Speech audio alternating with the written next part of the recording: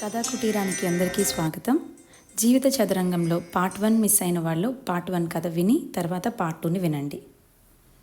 జీవితాన్ని తప్ప నేనేమీ చదువుకోలేదు, అదే నాకు అన్నీ నేర్పింది. బోలెడంత చదువుకున్న ఈ కాలం దానివి, నీకు నేను చెప్పగలిగింది ఏముంటుంది? ఏదో అలా కాస్త నా జీవితం గురించి చెప్పుకొస్తాను విను అంటూ కూరలను ముందేసుకుని కత్తిపెడతో తరుగుతూ మొదలుపెట్టింది అన్నపూర్ణ. లోకం దృష్టిలో నేను దురదృష్టవంతురాలు. నిజానికి పుడుతూనే దురదృష్టవంతురాలనేమీ కాదు. మా అమ్మ నాన్నలకి లేక పుట్టిన ఏకైక సంతానాన్నట నేను. నన్ను చూసుకుని మురిసిపోయేవారు. ఎక్కడికి అందిపోతానో అనే భయంతో బడికి కూడా పంపేవారు కాదు. అయితే సరిగ్గా ఆడపిల్లకి ఏ వయసులో తల్లి అవసరమో నాకు ఆ వయసులో తల్లిని తీసుకుపోయాడా భగవంతుడు. తల్లి కోసం బెంగ పెట్టుకున్న నన్నెలా ఓదార్చాలో, అంత పెద్ద ఇంటిని పాడిని పంటను ఒంటరిగా ఎలా నెట్టుకురావాలో తెలియని మా నాన్నగారు అందరి సలహా మేరకు ఇష్టం లేకున్నా మరో పెళ్లి చేసుకున్నారు. ఆవిడ ఆదరణలో నేను మా అమ్మను కాస్త మర్చిపోయి ఆనందంగా ఉండగలిగాను. ఇంకో పెళ్లి చేసుకుని తప్పు చేశానేమోననే భావనతో ఉన్న మా నాన్నగారికి నన్ను అలా చూడడంతో బెంగ తీరింది. హాయిగా ఆనందంగా గడిచిపోతున్న ఈ రోజులు అనుకుంటుండగా ఉన్నట్టుండి నా సవతి తల్లి నన్ను దూరం పెట్టడం మొదలుపెట్టింది. ఆవిడ దగ్గర చేరిక బాగా అలవాటైన నేను చనువుగా దగ్గరకు వెళ్ళబోతే చీకొట్టి దూరంగా పొమ్మనేది. ఆవిడ ఎందుకలా ప్రవర్తిస్తుందో మొదట్లో తెలియలేదు. ఉన్న ఒక్క ఆడపిల్లని నేను. నాకు పెళ్లి చేసి పంపించేస్తే హాయిగా ఈ ఆస్తిని అనుభవించవచ్చు అనుకుందట. తీరా ఆ ఆస్తి అంతా మా అమ్మదని, అంతా నాకే చెందుతుందని తెలియడంతో ఆవిడ అసలు రూపం బయటపడింది. నాన్న ఉన్నప్పుడు ఒకలా, లేనప్పుడు ఒకలా ప్రవర్తించేది.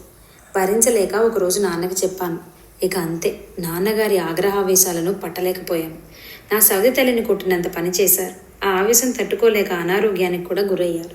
అది చూసి నాకు ఆయన ఏమవుతారోనని భయం వేసింది. ఇక మీదట ఏం జరిగినా ఆయనకు చెప్పి ఆరోగ్యం పాడు చేయకూడదని నిర్ణయం చేసుకున్నాను. ఇది గ్రహించిన నా సవతి తల్లి పెచ్చిమీరిపోయింది. ఏమీ చెయ్యలేక, ఎవ్వరికీ చెప్పుకోలేక అలా గదిలో ఒంటరిగా నా తల్లి ఫోటోను చూసుకుంటూ ఏడ్చుకుంటూ ఉండిపోయేదాన్ని. అలా ఏడుస్తున్న నన్ను చూసి పైలోకాన ఉన్న మా అమ్మ గుండె తరుక్కుపోయి మా నాన్న మనసుకి చేరవేసిందో లేక ఆయనకే తట్టిందో ఏమో గాని గాలించి నాకు అన్ని విధాలా తగిన జోడీ, అందగాడు, యోగ్యుడైన ఒక అబ్బాయిని చూసి పెళ్లి చేసి ఇల్లరికం తీసుకొచ్చేశారు.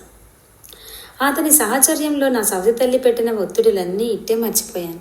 చిలక గోరింకల్లా తిరిగే మమ్మల్ని చూసి నా సవతి తల్లి కళ్ళల్లో నిప్పుల్ని పోసుకుంది. అసూయతో అవకాశం దొరికినప్పుడల్లా మా ఆయన చెవులు నా మీద ఏవో చెప్పే విషయాలు నూరిపోసేది. మొదట్లో పట్టించుకోనట్లున్నా రాను రాను నన్ను అనుమానించడం, సాధించడం చేసేవాడు. ఆ విషయాలేమీ మా నాన్నకు తెలియకుండా జాగ్రత్త పడి పిల్లలు పుడితే తనే మారుతాడులే అని సరిపెట్టుకున్నా. అది అయ్యింది. తొలిచూరులో ఆడపిల్ల పుట్టింది. మహాలక్ష్మిలా ఉన్న దాన్ని చూసి మా అమ్మాయి నా కడుపును పుట్టిందనుకుని ఎంతో మురిసిపోయాను. మిగిలిన బాధలన్నిటినీ మర్చిపోయాను. అయితే ఆ సంతోషం ఎన్నాళ్ళో నిలవనివ్వలేదు దేవుడు. ఆడుకుంటూ ఒకరోజు మెట్ల మించి పడిపోవడంతో తలకి గట్టి దెబ్బ తగిలి చాలా రోజులు కోమాలోకి వెళ్ళి ఎలాగో బతికి బయటపడింది ఆ పాప. ప్రాణాలైతే దక్కాయి, కానీ మెదడుకు తగిలిన దెబ్బ వలన ఇక మీదట శాశ్వతంగా మానసిక ఎదుగుదల ఉండదు అని డాక్టర్లు తేల్చి చెప్పేశారు. నెత్తి నోరు బాదుకుని ఏడ్చాను. కొద్ది రోజులకే మనసుని గట్టి చేసుకుని నా అదృష్టం ఇంతే, మరో బిడ్డను కనకుండా ఈ పాపని కంటికి రెప్పలాగా జీవితాంతం చూసుకుంటే చాలు, ఎలాగూ ఆస్తిపాస్తులకు లోటు లేదు అని ధైర్యం తెచ్చుకున్నాను. అయితే ఆ ధైర్యం కూడా ఎన్నాళ్ళో నిలవలేదు. పాప పరిస్థితిని చూసి నా భర్త మనసు కరిగి తన ప్రవర్తనను మార్చుకుని మనిషిగా మారతాడేమోనని ఆశపడ్డ నా ఆశలను అడియాసలు చేస్తూ చెప్పుడు మాటలని వినడమే కాదు, నేను పాప పనులతో తీరిక లేకుండా ఉంటే అడ్డమైన వ్యసనాలన్నీ వంట పట్టించుకుని దొరికినంత డబ్బు దశకంతో ఒకరోజు చెప్పా పెట్టకుండా ఇంట్లోంచి పారిపోయాడు. ఒక పక్క పాప అలాగా, ఇంకో పక్క భర్త ఇలాగా ఏడ్చుకుంటున్న నన్ను చూసి మా నాన్నగారు కుంగిపోయి మంచాన పడ్డారు.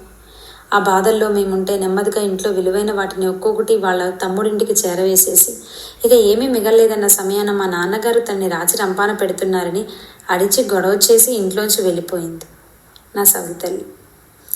అసలే కుంగిపోయిన మా నాన్న ఈయనెందుతో అసలు లేవలేకపోయారు. ఇటు పాపను అటు నాన్నను చూసుకోవడంలో దేని మీద శ్రద్ధ పెట్టలేకపోయాను. వీళ్ళిద్దరి మందులకి, తిండి తిప్పలకి మిగిలిన ఇంటిని, పొలాన్ని కూడా అమ్మేసి రోడ్డున పడ్డాను.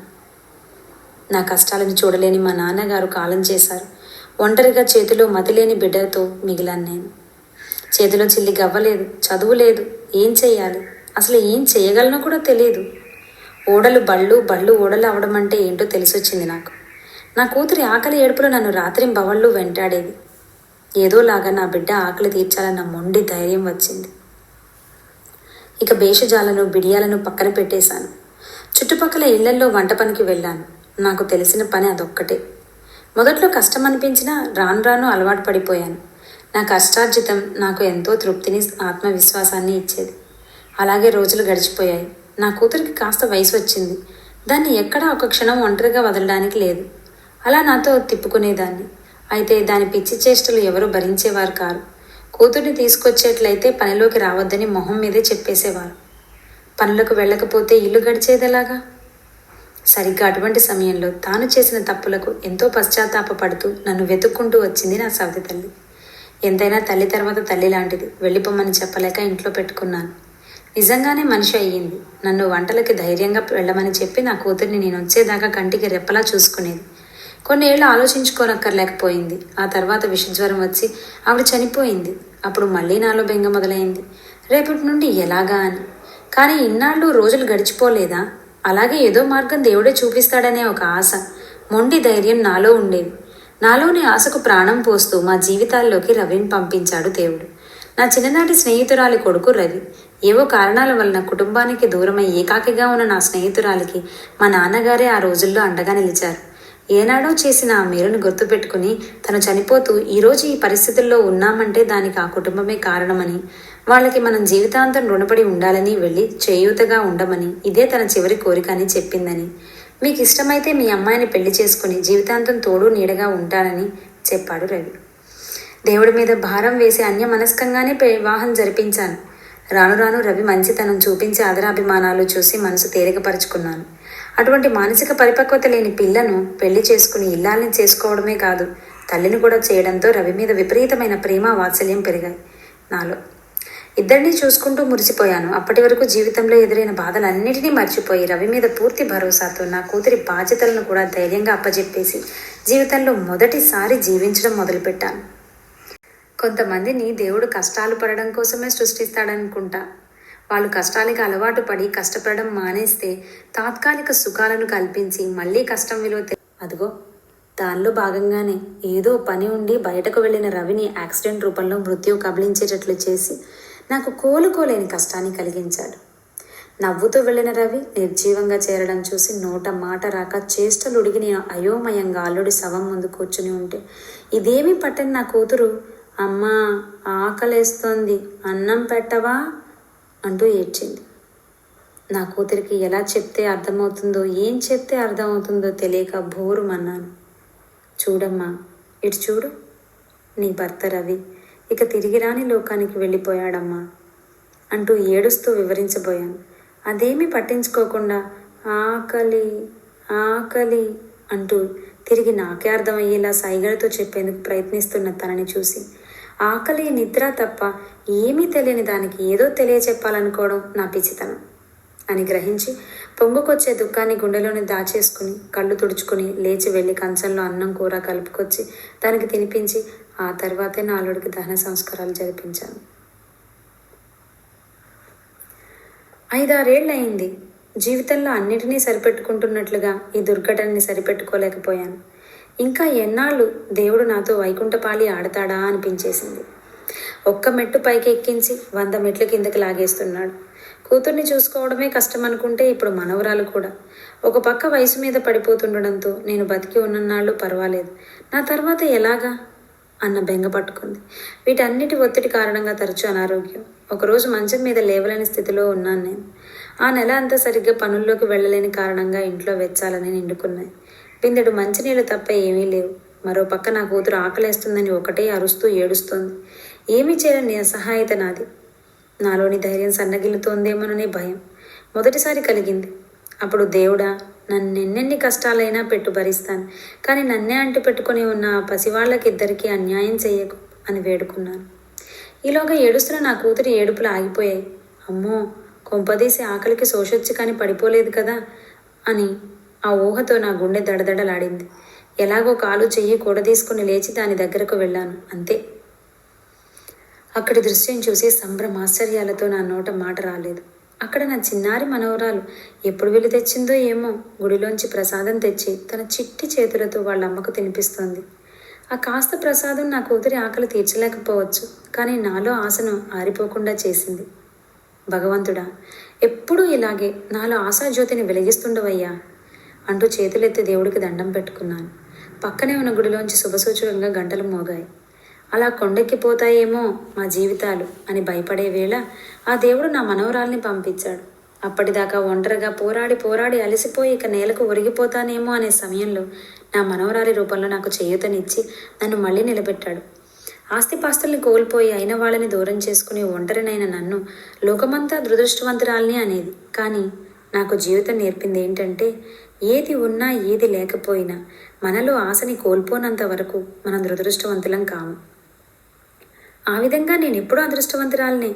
అందువల్లనే ఇన్నేళ్లలో ఎప్పుడు ఏ కష్టం వచ్చినా అది గట్టెక్కి ఎలా బతకాలా అని ఆలోచించేదాన్ని, కానీ ఎలా చావాలా అని ఒక్కసారి కూడా అనుకోలేదు. ఇన్ని బాధలు పడుతూ నేను నా కూతురు ఎందుకోసం బతకాలి, ఏం సాధించాలని అని ఒక్క క్షణం నేను ఆవేశపడి ఉంటే ఈరోజు నేను ఇలా ఉండేదాన్ని కాను. ఈ రోజున చూడు, నా మనవరాలి సాయంతో అవసరమైన వారికి రోజు వంట చేసి క్యారేజీలు సప్లై చేయడమే కాకుండా పచ్చళ్ళు పిండి వంటలు కూడా చేసి నేను నిలదొక్కుకోవడంతో పాటు నిస్సహాయులైన ఇద్దరు ఆడవాళ్ళకి కూడా అంతో ఇంతో సంపాదించుకుని జీవితాన్ని నిలబెట్టుకోగలిగే అవకాశాన్ని ఇవ్వగలిగాను. ఇంకా నా మనవరాలికి చదువై మంచి ఉద్యోగం వస్తే నా కూతురు లాంటి మనోవైకల్యం ఉన్న వాళ్ళెవరికైనా చేతనైనంత సాయం చేయాలనే నా ఆశ. ఏమిటి ముసలమ్మ, ఏమిటి ధైర్యం, ఎంతకాలం ఉంటుందని అనుకుంటున్నావా? ఆశ అంటూ బలంగా ఉంటే చాలమ్మా, నేను పోయాక కూడా అది బతికే ఉంటుంది. నేను నీకు చెప్పేది ఒక్కటే, ఎట్టి పరిస్థితుల్లోనూ ఆశను కోల్పోకు. అది ఒక్కటి ఉంటే చాలు. ఈ కష్టాలు కన్నీళ్ళు తాత్కాలికమే. మనకొచ్చే కష్టాలు బాధలు అన్నీ మన చుట్టూ ఉండే వాళ్ళ వల్లనే అన్న భ్రమలో ఉంటాం. కానీ మన తలరాతలను ఆ దేవుడు ముందే రాసి మనల్ని ఏదో ఉద్దేశంతోనే లోకానికి పంపిస్తాడు. అది మర్చిపోయి అప్పటికి ఆ కష్టాన్నో అపజయాన్నో తప్పించుకోవడానికి చావుని కోరుకోవడమే. కానీ చచ్చి ఎవరి దగ్గరికి వెళతాం? ఆ దేవుడి దగ్గరికేగా. తన పని నెరవేరకపోతే ఆ దేవుడు ఊరుకుంటాడా? మరో జన్మని ఇచ్చి మళ్ళీ బతకడం నేర్చుకోమంటాడు. ఎవరి జీవితము వడ్డించిన విస్తరి కాదు. అందరికీ కష్టాలు సుఖాలు అన్నీ ఉంటాయి. కాకపోతే కష్టం అనుకుంటే సుఖం కూడా కష్టంలాగే ఉంటుంది, సుఖం అనుకుంటే కష్టం కూడా సుఖంలాగే ఉంటుంది. నీ భర్తో లేక నీ చుట్టూ ఉన్న సమాజమో పడేసిన భిక్ష కాదు నీ జీవితం. వాళ్ళ మీద అసహ్యమో కోపమో వస్తే నీ జీవితాన్ని అంతం చేసుకోవడానికి అది దేవుని ప్రసాదం. దాన్ని మనసారా ఆస్వాదించు. ఈ కాలం దానివి, చదువుకున్న దానివి. బియ్యంలో రాయి వస్తే దాన్ని మాత్రమే తీసి పరేయాలి, కానీ మొత్తం బియ్యాన్నే కాదు కదమ్మా.